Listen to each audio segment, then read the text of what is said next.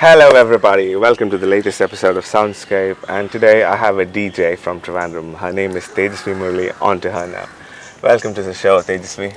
Hi. All right. So, how was your journey into electronic music? Did you have a brush with it when you were in your teens or something like that? Well, music has always been part of my life, and since 5 years back, I've been listening to a lot of electronic music, and it's something which I'm really passionate about. So I really enjoy listening to music, and yeah, I love listening to some things that are created by other people. But then, yeah, the whole idea of mixing and all that started about 5 years back. So it's Okay. been a wonderful journey since then. So, who were your favorites initially when you started out? Did you have somebody like that? Well, I went with the basics, things that are really popular, for example, Coldplay and stuff. Especially Up and Up, the latest one, which is a wonderful video. It's one of my favorites. Yeah.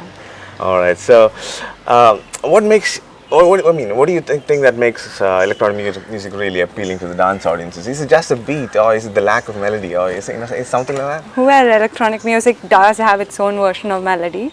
But then, of course, the beats are essential because, it's mostly the dance and the rhythm is what is carried on in dance steps mostly. So that's why the beats are very important, but of course there are times when the DJ just cuts off the bass and you listen to more of the melody. So that's also a very interesting aspect of music. So both are there. Mainly it is the beats, as you said. So, when you started performing, how were your initial experiences like? Well, initially it was kind of a letdown. There were, times when I had to, wake up a sleeping crowd and all that. That was quite tough. But then, as a artist, when you grow, you eventually start getting people on the dance floor, and that's wonderful. That's So, did you have regular audiences following you, across venues and things like that? yeah, At least a few. yeah, a few there, and it's wonderful when you get feedback from a lot of random people.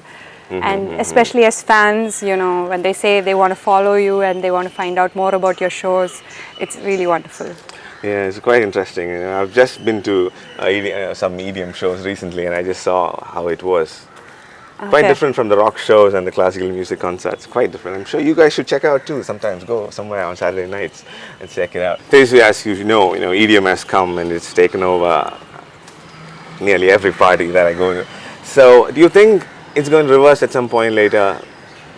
Yeah, as far as music genres are, they kind of grow and evolve, and after a point of time, there's no borderline between this particular genre. It kind of mixes and matches. Right now EDM is there, but then it's slowly transitioning to progressive music, slowly house music, and all of that. And slowly the divide between the two tracks.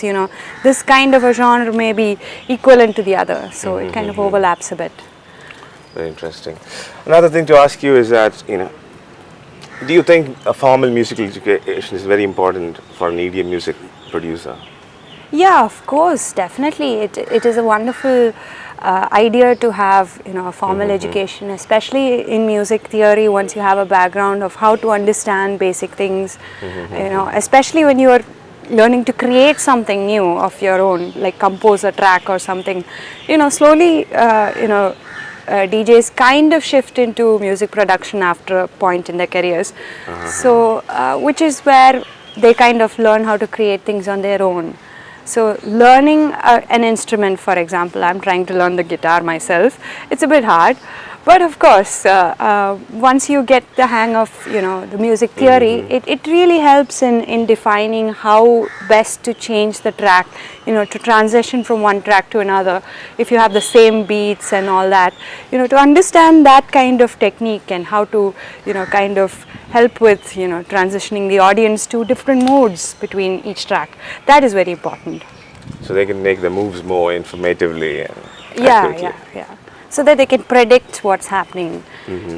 So the education is sure handy then. Yeah. So Tejasvi, what are your plans for the future?